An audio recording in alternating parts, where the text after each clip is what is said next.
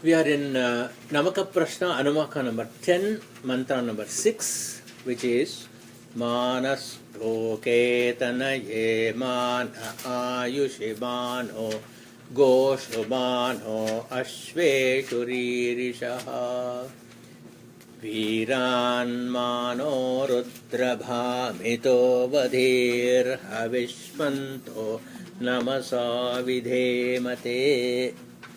So this is also, as I mentioned last week, one of the mantras used when we are putting on the marks of either Vibhuti or especially Vibhuti because it's part of Shiva's worship. He Rudra Bhamitaha. Bhamitaha means one who has taken a wrathful form. So that is why the word Rudra is used. Otherwise they would have used Shiva. So since he is Rudra, which is the violent form, he has taken a wrathful form. So when does a person get a wrathful form? When a person's anger is being expressed. So as we have seen, usually all emotions will start with a chatter in the mind and then it will transfer itself to the body, the shivering and then the shivering of the lips, as we have seen in our study of Yoga Sutra. When dukkha is there, daurmanasya happens. That means the mind gets disturbed. When daurmanasya is there, angamejayatva happens. Angamejayatva means it is the shaking of the limbs. All these things are the expression of an anger. So now the devotee has seen a Rudra who has been angry.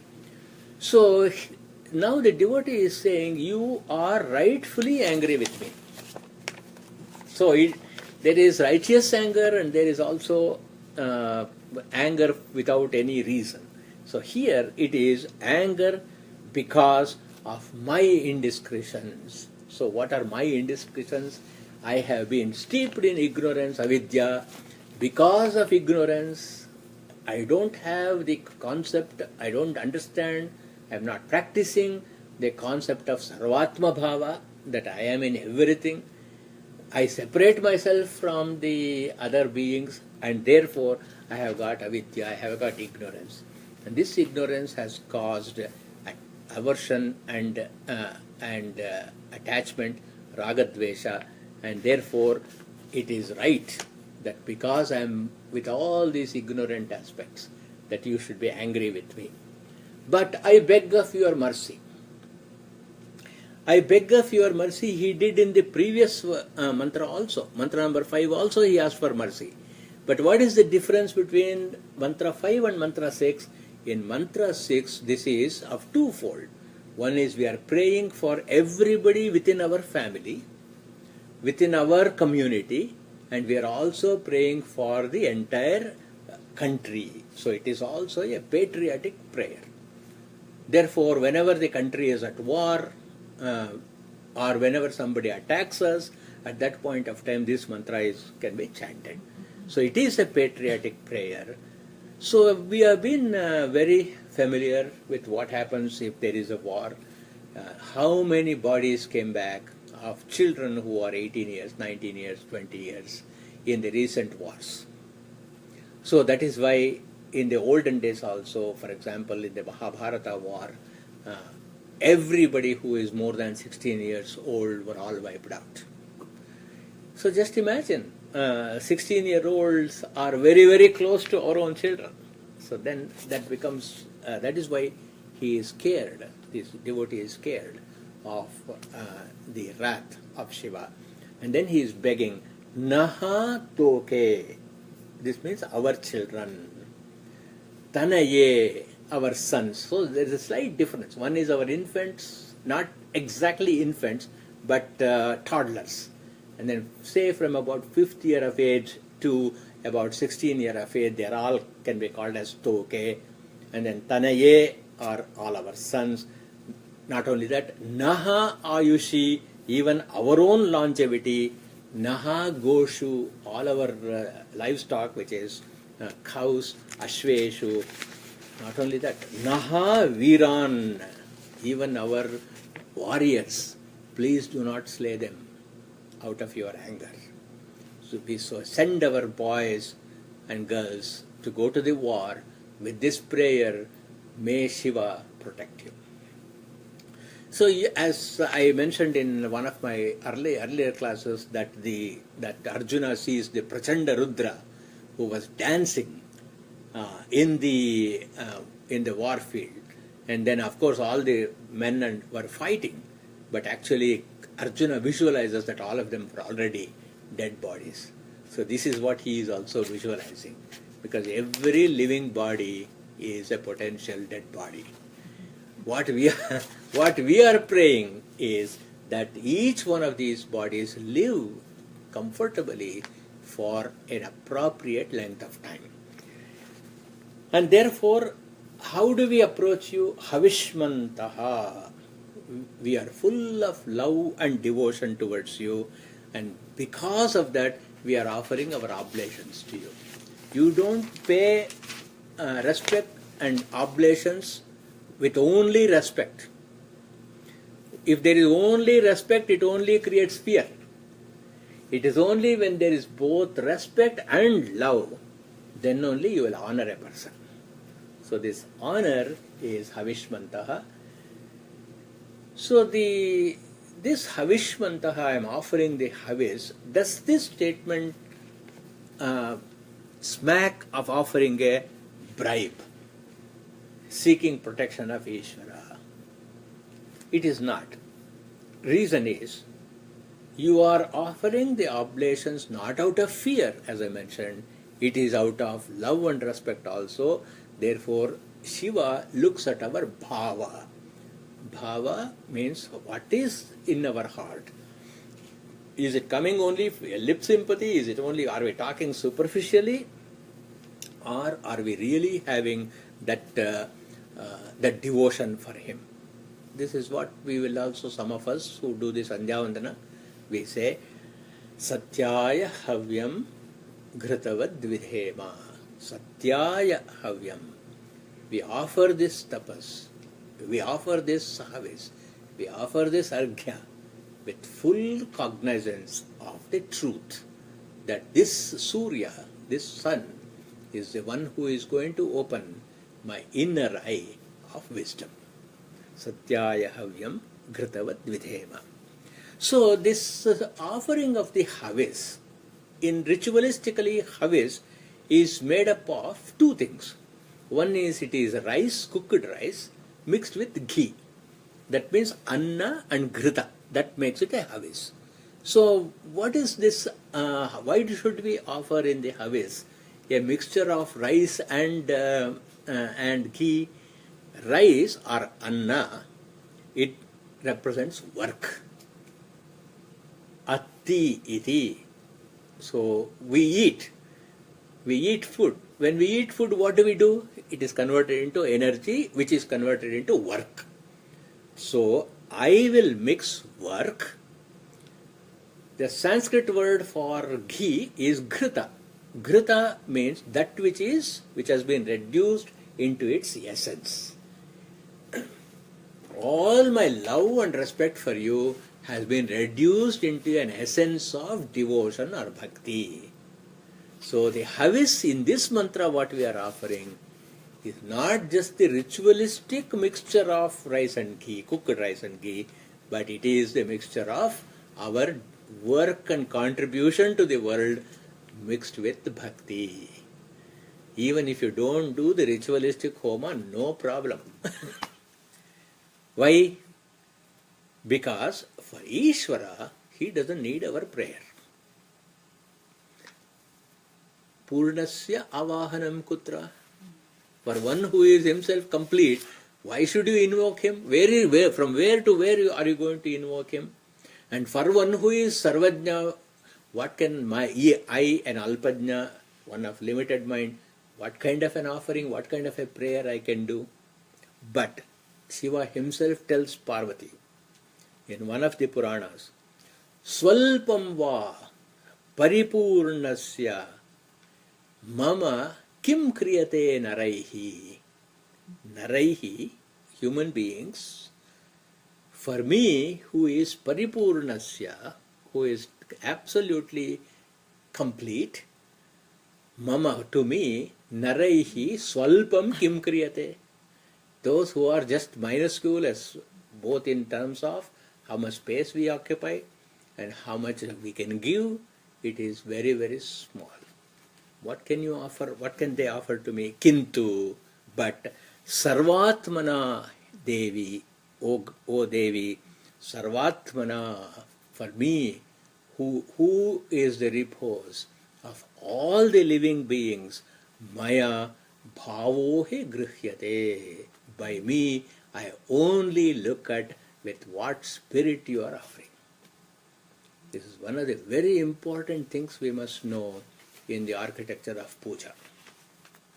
Because in most of the pujas and the yajnas and the rituals, you will see, both in privacy as well as in public, go to any of the temples, if you really know all these mantras, you will see tremendous amount of hypocrisy, tremendous amount of only drama.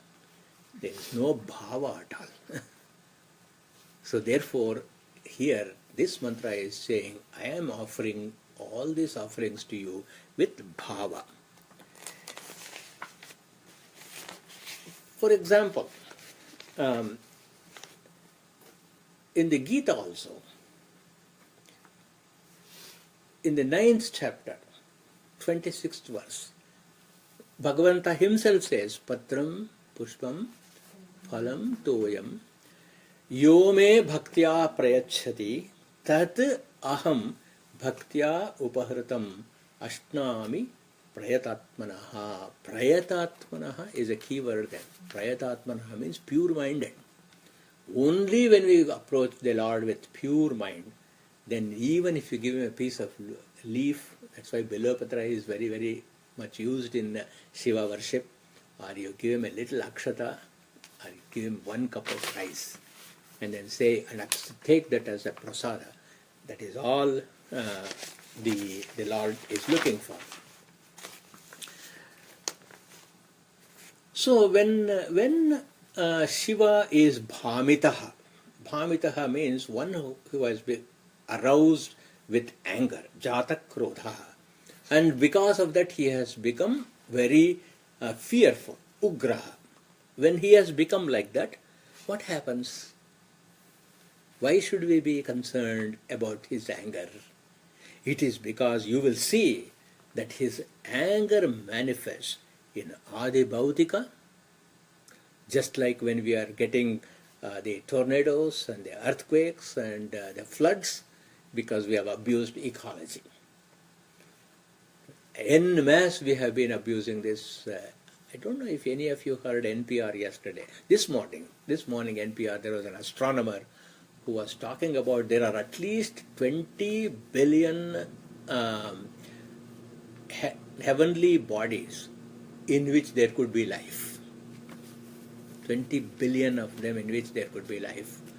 Only thing is we do not know what form of life, what kind of organisms are there, and it takes, even if we had the most sophisticated equipment to send 1 or 2 persons, it takes a few $1 billion, and it will take 3 generations for that person to reach the nearest possible place where there is a possibility of human habitation. His name is Chris S.B.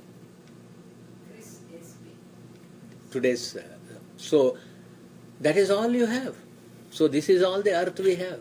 You can see even in the time of Rigveda itself, there was such an amount of ecological science. If any of you want to read, I have got a book in my library, Hinduism and Ecology. How much of sensitivity they had for the environment. So the Adi Bhautika is where you will see the Prakriti Vikopa, that means all the environmental, all the 5 elements will act up. It can happen in Adhyatmika, that is within yourself, by our vasanas, by Kama Krodha, that we undertake Papakrityas. So that is exactly what happens, and which inspires the anger of Shiva. But Shiva is really not quick-tempered. If you read this mantra, it almost says that, oh, easy, so easy to be angered. Answer is no. He gives many, many opportunities. How does he give the opportunities? He brings our Guru before us, who will open our eyes. And he will give us Shastra. He will embed Dharma in the society and Dharma within our own heart. He will inspire a body politic to create a law of the land. He has already encouraged us to create a society and culture.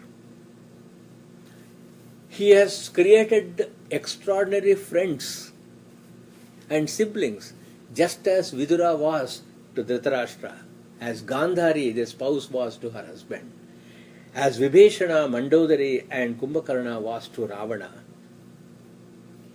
How much opportunities he has given. So, but what do we see? We see that if somebody gives us a good word, somebody gives us an advice, so that advice is always taken amiss. That advice is always seen as though the person is trying to insult me. This is human nature. Shastradhyayana, what Shastradhyayana, benefit of Shastradhyayana is, it opens our eyes and it makes us come into contact with these sources. But if we are blinded by our ahankara, which is arrogance, we are blinded by our feeling of invincibility, or righteous, I am right, then what happens is, even Shastra cannot help. Aptavakya, the advice of the closest people, will not help, as it happened to Duryodhana. And how many opportunities are given? In all those opportunities, if we are not sensitive, then Jatakrodha, it will happen. And at some point of time, or in some way or the other, he is going to strike. And at that point of time, even Shastra will not be able to help us, because who is there more learned than Ravana? Is there anybody in that who knew more than Ravana? Was there anybody who knew as much of Shastra as Duryodhana? It is because their eyes are shut. Yasya nasti swayam prajna.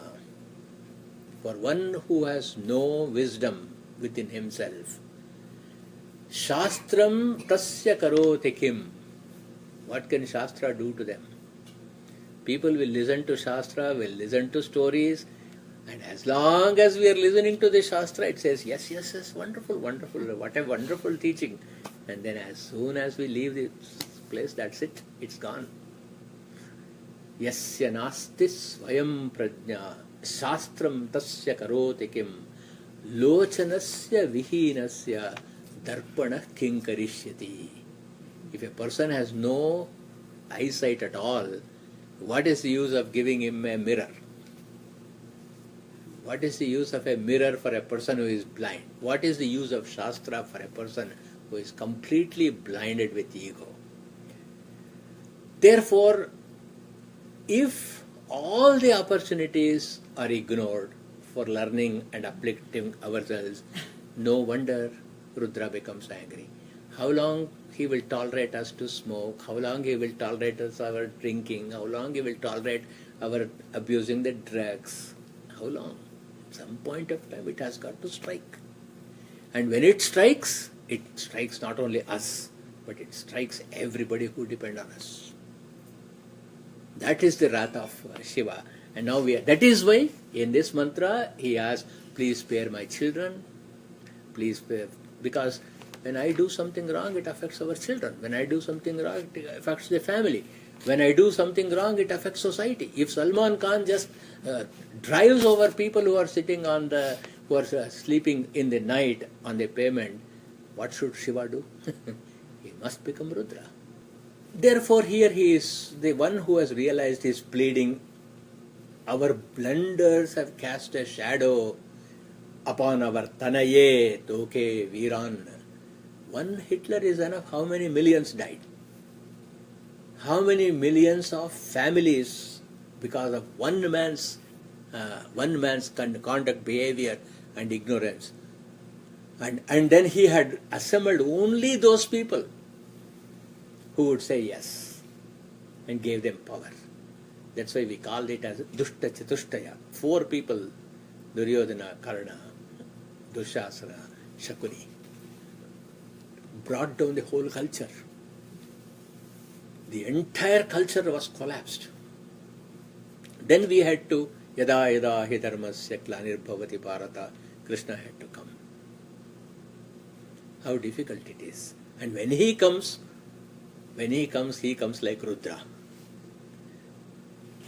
You may see Krishna in the Mahabharata war as a smiling, beautiful, doing nothing person. But really he is the one who is the Rudra, who actually finishes everything. And he says that without any mincing words in the 11th chapter. So by our errors, if Shiva gets angry, and by our prayers he is pleased, is he also subject to Ragadvesha? Is he also just like us, who will be pleased if somebody praises me, and I will be angry if somebody criticizes me? Is he also like that? No, because Shiva is Karmadhyaksha. When we study Shvetashvatara Upanishad, I will share this beautiful thing. Eko Devaha, he is one. Sarva Bhuteshu Gudha, who is actually embedded in the heart of every living being. Sarva Vyapi, who is all pervading. Sarva Bhuta Adhivasaha, he is actually inside us. That is the voice of conscious. What is the voice of our consciousness which constantly reminds us what is right and what is wrong? Sarvabhutadhivasa, Sakshi Cheta. That is the awareness, who is the witness of every single thought, action that we entertain. Sakshi Cheta, Kevalaha Nirgunascha. But he is unaffected by Sattva, Rajas and Tamas, the 3 gunas. And therefore, anyone who is unaffected by Sattva, Rajas, Tamas cannot have Ragadvesha. Because Sattva, Rajas, Tamas is a characteristic of avidya. So if Sattva, Rajas, Tamas is absent, there is no avidya at all. If avidya is not there, Ragadvesha is not there. And therefore, he is only purely a dispenser of our karma, and therefore there is no way that he is able to display Ragadvesha. But when I give him the havis, that is anna mixed with ghee, which is work mixed with my devotion, when I do that with bhakti, then he gives chitta shuddhi. He gives purity of mind. As soon as purity of mind comes, a person becomes repentant. A person will say that Aneka Janma Samprapta, from all the Janmas I have accumulated. Then I also do Papa Aharnisham Maya, morning, afternoon, evening, I am doing all negative things. So therefore, you sit in my heart. I will listen to you. I am all attention towards you. And therefore, please protect me. This is why in the Bhagavad Gita, also, chapter 4, verse number 11, Ye yatha mam prapadyante tan tathaiva bhajamyaham.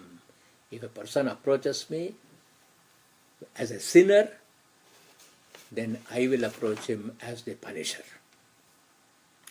If a person approaches me for knowledge and wisdom, I will give him knowledge and wisdom.